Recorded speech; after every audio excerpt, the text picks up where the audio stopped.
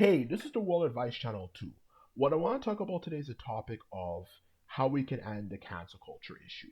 So for this video, this is going to be a fundamental introduction to what I believe the solution is to ending this cancel culture issue. As I'm going to later be doing a video where I go in further detail how specifically we can end the cancel culture issue. So if you are interested in getting a fundamental idea of how we can end the cancel culture issue that's been going on between the left and the right for the longest time, you know, um, then watch this video and you're going to get a solution to what can be done. Okay, so now I mentioned that, let's get started.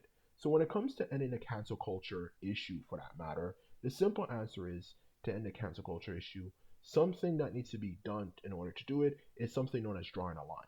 Because the truth of the matter is when you draw the line, you you separate between something that is obviously not offensive versus genuinely offensive, okay? When it comes to things going on in the media, okay? Whether it could be TV shows, movies, um, you know, comedy, whatever you name it, okay? There's a limit between something that's offensive and it's not offensive, okay? For that matter, okay? Because the truth of the matter is, whether it's based on your race, religion, or gender, okay, the three main um, things that pretty much discrimination falls in the category of, the truth of the matter is, okay, people in the past, okay, as usual, no surprise, a lot of them being conservatives, well, not even conservatives, just stupid people for that matter, to be exact, didn't understand that there's a limit between, okay, when I'm depicting a group of people, or making a joke about a group of people between something that is not offensive versus something that is genuinely straight up offensive, okay? That's the truth of the matter. It's just like if you're making a joke, for example, about a group of people, there's a difference between making a joke like, oh my God, I don't want to go to, a place where I'm doing a competition that's all Asians because I'm going to lose so badly versus, oh, all black people are good at sports as well as music. Or, of course, maybe something like, oh, Indian people, eat too much curry, which is not even that offensive for that matter, versus straight up saying racial things about each group of people, whether the three I mentioned or any group of people. Like, for example, you know, Asian people, can't see very well because their eyes are so small, or black people are all criminals and, they're angry because of slavery. That's why they're so miserable because their ancestors were slaves.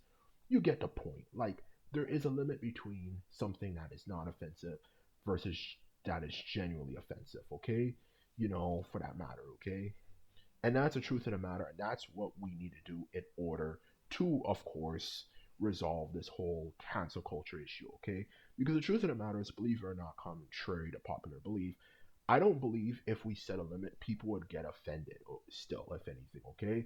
Because the truth of the matter is, when it comes to depictions of different groups of people, whether it could be a superhero for like a movie going to a different country, and they're depicting them versus someone's telling a joke about a group of people, whatever, for that matter, okay?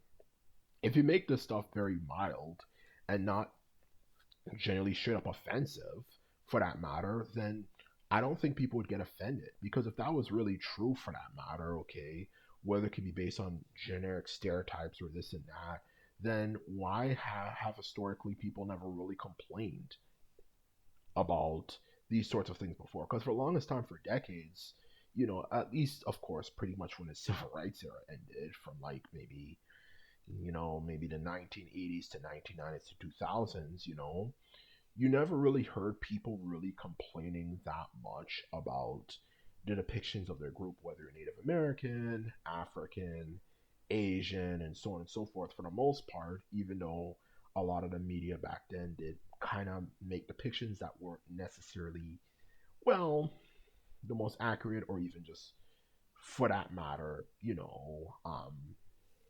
straight up for that matter, maybe even just made jokes for that matter.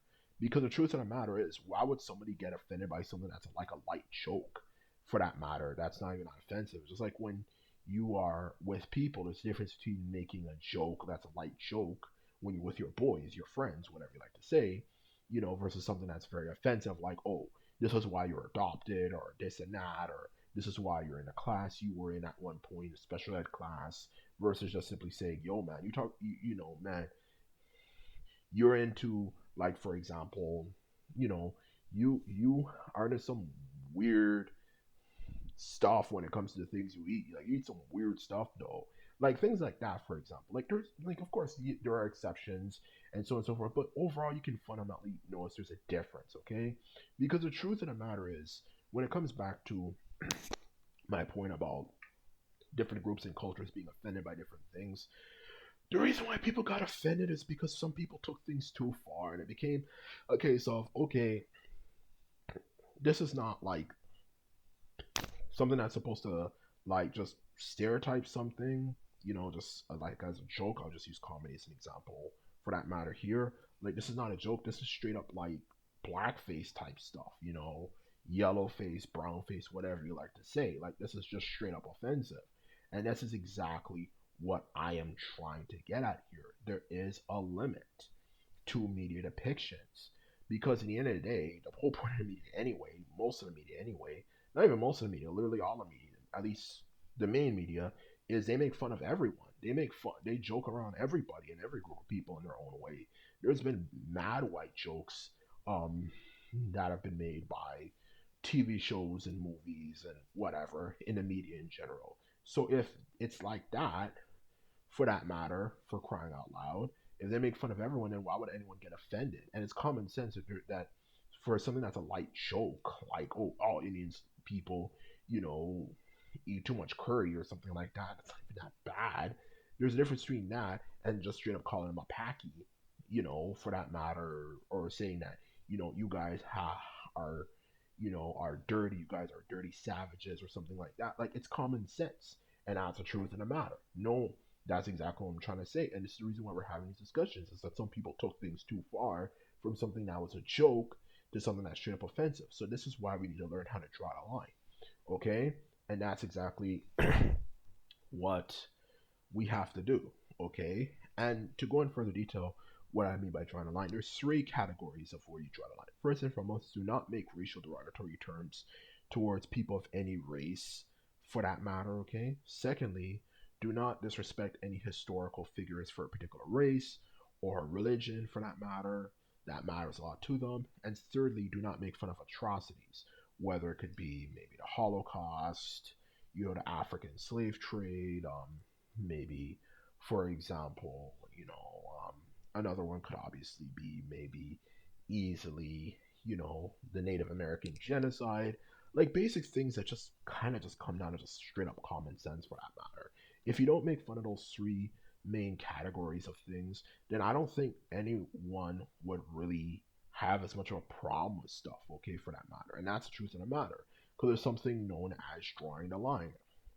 And if you draw the line for those things, like for example, the three examples I gave just now, which is below the line, if you draw the line for things that are not offensive, you know, for that matter, versus things that are offensive, like the three examples I gave before, like, making racial derogatory terms, making fun of atrocities, making fun of things that are sacred to a certain group of people, those things, which is offensive, those three things I mentioned just now, then you shouldn't have that much of a problem. Like, I'll go into further detail, like I said before, for another video, but this is a fundamental example of how we can end this issue so we can start making entertainment again and not have to worry about people getting offended by every and anything, and not just worrying about people getting offended by every anything, have to watch those annoying videos all the time about people complaining about this and that,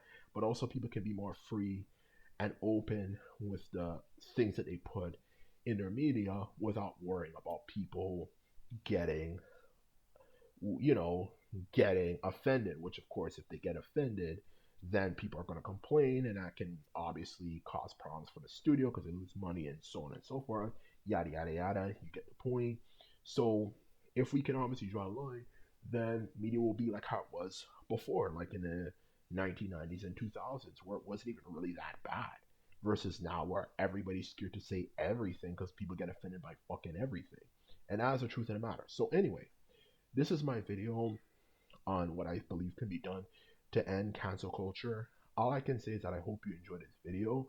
And just remember, if you like this video and videos like this, remember to thumbs this video up and hit the subscribe button. And this is all I have to say. And simply put it on out and bye.